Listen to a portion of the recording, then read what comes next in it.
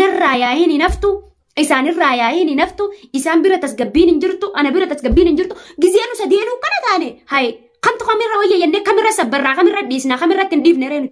السلام عليكم ورحمة الله وبركاته. جرجرتو داوتو تعفي خبجمتو تخيا بغنا جانو جراتنا سننجتا خنان درا وان اگرتني ترتنا فكاته وان ابسان وجته وان اسون وجته وان امله خنافي خنان جدوت اسان جدوت ركده جودا كانوا مافوغا داوتو تعفي خبجمتو تخيا خنان درا ابسا وان akkasumatti gaa ordoftoota fi kabajamtoota keenya maaliif isaan na cafaqeetteeti ana jiddu yaammatanii sababa isiitiinis ana cafaqaa sababa kiyyaan an sababaan kiyya khayraa khayuu hin jirtu akkasumatti gaa daawwattoota fi kabajamtoota kiyya kanaan dura hasuun waan ibsaa gootes agartanii turtanii ibsallee waan hin godhe kanaan dura viidiyoo takka qofaan biraankii godhee hojjedhe maaliif isa madaaluuf jeetiin waan san isa biraankii godhe malee waan biraati miti.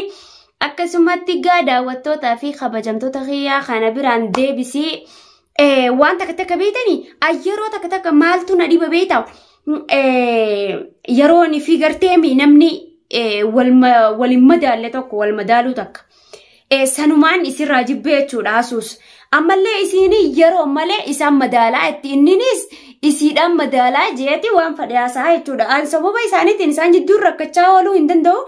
kanumaafu gaa daawwattoota fi kabajamtoota kiyyaa anamma kanaan booda naaf gee dadhabe maaliif jennaan yoo piraankii wal godhuu barbaadan isaanummaa naa wal godhanii awwanniin isa akka hasuun jalaa deemtuu fi miti kaniin isa piraankii san godhe waan isa maal taanii rifatamoo gammadamoo na cafaqamoo maali jeetiin piraankii san isa godhe malee waan biraatii fi miti.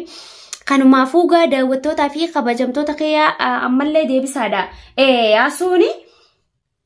waan isin godhu jirtu beeytanii keessa kukkutteeti jechuudha naafi ibsaa walafaan nu keessee ifiifillee sababa isiitiin na cafeessisti jechuudha maaliif akka ta'e hin beekne wanni isin kana gootuuf waan biraati keessa dhagame moo maalirra dhaabbatteeti aashaa hogganii fi ibsaa fi isin wallolan mana kiyya fiigaa mana kiyya dhuftee naafi isa walafaan nu keessa jechuudha wallolan isaanii fi wallolanii mire allola isaanii keessa maaltu na dhaqe ansilaasee nuun qabu eega wallolaniifu fiidee dhufteeti ana ashanna yaame sanii fi nas dhufee etteeni ammas asitti yaa'ee goote asitti nu cafaqaa jechuudha maaliif jennaan ani waan sobaba isiitiinis isuma cafaquu qaba malee anna deebuu hin qabu ammallee akkasumatti gaa daawwattoota fi kabajamtoota keenya ammallee rakkinni isaa maali beektaa rakkina badii abbaa tokkootiin abbaa tokko cafaqu sullaa jaartii qaceelfachuu hin jaamu maaliif jennaan waan isaa inni jaartii qaceelfachuu fi akkas hin ta'in maali beektanii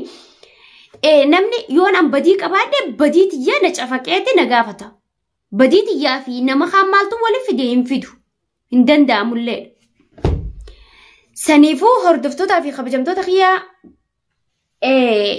ibsaani jechuudha. sababa hasuutiin marraa meeqaan tan na cafaqe sababa kiyya akka isii cafaqe nagarre garuu maaliif nyaatte jee yoo cafaqe mirga qabu sababa kiyyaa miti jechuudha aaree ofii qonqodhisi isiinoo dirqama teessee isaanii eeguu qabdi hin qabdu sanumaafuu hordoftootaa fi kabajamtoota kiyyaa dhufee eeganii fi inni akkasitti gartee miiwanna nu godhe amma mootuu ani dadhabeetiin jira maaliif jennaan sababaan isiidha isumaaf yaani dubbii abbaa tokkootiin abbaa lamaan cafaqamu dubbii abbaa sanii abbuma san itti qixaatanii malee abbaa kaaniin hin qixaatamu saniifuu daawwattootaa fi kabajamtoota kiyyaa ani maali beeytanii dadhabee osoo hin taane isaaniitu waan baddu jira jee osoo hin taane yeroon gartee waa yeroo na bira jiru yoon ani kaniin badii balleessu ta'e na gaafachuu danda'a garuu baduu isiitiin na qixaatuun Njiru haa isinoo bira isin bira ni jira akkasne njiru maaliif sababa badiin ta'e isiiti waan ta'eef aashaa qixaatamuun hin danda'amtu sababa isiitiin na qixaatee sababa kiyyaan isii qixaatu maaliif akkasii hin beekne garuu anamma kanaan booda dhugaa jirtu ibsaanis ni dhufa arra ani innummaanuu karaa isaan lachuu karaa isaan kutanii nagarree jechuudha maaliif jennaan qayyeen sabeeyni hadiiqan si geessaa maxaama hunda si geessaa hay jaanii kutan bakka sani kutuun dhabanii anis amma immoo qulfii mana duubaa jijjiireetiin hanqa isaan bakka irraa dhufannatti manitti ittillee ni muu jechuudha. Maaliif jennaan isaanii tokko kannaan hin mari'atin ishee kuteemi maaliif akkasni eessa jira? Heera kam keessa jira? Eeganiin danda'a jaartitti yalachuu jee nu lachuu fuudhee walumaan nu geessu. Kanaafuu gaa hordoftootaa fi kabajamtoota kiyyaa ibsaanii keessa kukkutee ennaan keessa kukkutee izaa baala bee. Saniifuu hordoftootaa fi kabajamtoota kiyyaa nu geesse eegana dhiisee deeme anis qulfii dirqama qulfii mana guutuu ta gibbii oliin seenanillee jalaa qayyareetiin arra isaanis karaa kana qottee isaan nan agarre hordoftootaa fi kabajamtoota kiyyaa isaanis osoo isaan natti hin deebineen anis mana kanaa ba'a. Maal bakka isaan dhaqan hanqa naa'imanitti dawwalanii natti manii yookiin ala isaan bulcha jechuudha. Mana gibbuma guutuu mana qulfii jalaa qayyareetiin laal gibbii isaan oliin seenan mush mana guutuu ka horfaa ka keessa galluumti. Gibbuma alaa guddoo qulfii irraa qayyareetiin akka isaan mana kanatti ol hin deebine gizeessan eenyu gaafatan eenyurra dawwalan ana.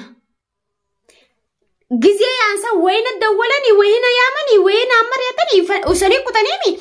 Saniifuu anamma ibsaa fi asuun yeroo isaan dhufanitti akka isaan itti nirra dawwalanis ni ilaala. Maaliif jennaan namni tokko akkam jaan beeytanii nama qorii fadhu qorii dhiisanii fi jaan nama dubbii fadhu dubbii dhiisanii fi jaan. Saniifuu daawwattootaa fi kabajamtoota kiyyaa dubbiin tatanaan duraatu mataa nagara galchite talammafaa ta sadaffaa waan itti godhuu hin qabu. Saniifuu hordoftootaa fi kabajamtoota keenya haa dhufanii yeroo isaan dhufan sanitti akka isaan narratti itti dawwalan ilaala akka isaan itti qulfii manaa na gaafatan ilaala jechuudha. Maaliif jaa na gaafadha wanni akkana godheefi naan mari'ataniin kunne isaan lachuutu marii tiyyaan alatti kutan eega deemaniifis anis qulfii manaa irraa qayyareetiin deema. Yeroo nan deeme sanitti akkaataa isaan itti na dawwalan ilaala akkamitti na gaafatarre. Akkaataa itti isaan na gaafatanis ni ilaala. Anilleen hamma hanqa isaan guyyaa 2-3 ala bulanitti ittilleen dhufu. Maaliif jennaani innu isaaniitu deemanii waan naan hin mari'atiniif deemanii ala jiranii marii takkaan malee bakka tana kutanii isaan quban qabne kan lafaa ka'ee qadaa godhee gizeen ni yaama jahu nam tokko hin jiru jechuudha. Isaan lachuutu kutanii baga kutan mirga qabanii. Saniifuu immoo amma immoo anis dirqama mana keessatti wannan taane andaleeyduun taane yookiin haarisa isaaniin taane kanaafuu ani deemeetiin anis xiqqashoo ala bahee shirshir jihee ol deebi'aa jechuudha.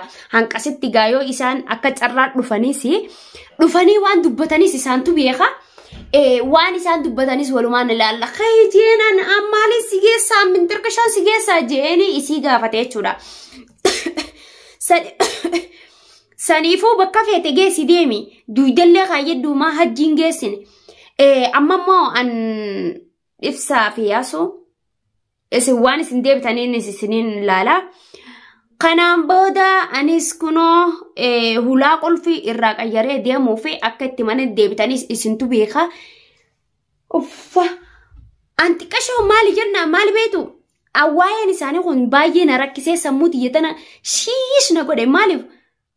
Walii galla jahaan waliin galan narraa yaa'iin hin haftu.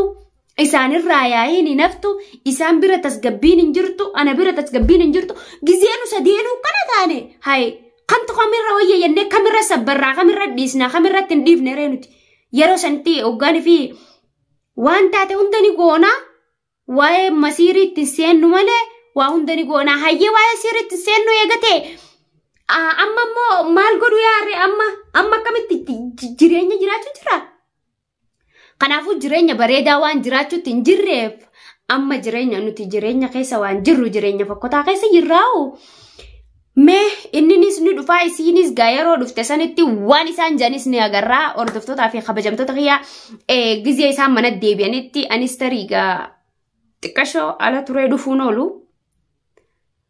Yeroo sanitti waan isaan jaan ni garraa waan isaan dubbatanis ni ilaala. Saniifuu daawwattootaa fi kabajamtoota kiyyaa eeganii fi garteemii ibsaa fi yaasuu dadhabee ani isaanis nama akka kiyyaa bultii beeku nama an qaceelchee ilma kiyyataa intala tiyyataa ijoon sanii miti yoon jaartii guddoo ta'ellee jireenya isaanirra hin beeku. isinis na dura seente beeyti inninis na dura seene beekaa jechuudha. Saniifuu anarratti akka fi miti isinis isarratti akka fi miti. Akkasigaa hordoftootaa fi kabajamtoota keenya haa dhufanii yeroo isaan dhufan waan dubbannus waliin beeyna haa isaan dhufanii yeroo isaan dhufanitti waa walitti dachaanuunis nuutu beekaa. Hankasitti hordoftoota fi kabajamtoota kiyyaa anis firraayin deemee baaltoo uccuu jijjiirradhee laal dibatas firra baasee shaayizee ala deemee rahaa godhee bakka rahaa dhaqeetiin xiqqeeshoo firraa qabamee waa hunda khazanee akka ajaa'ibaa kanatti taa'ee dhufaa.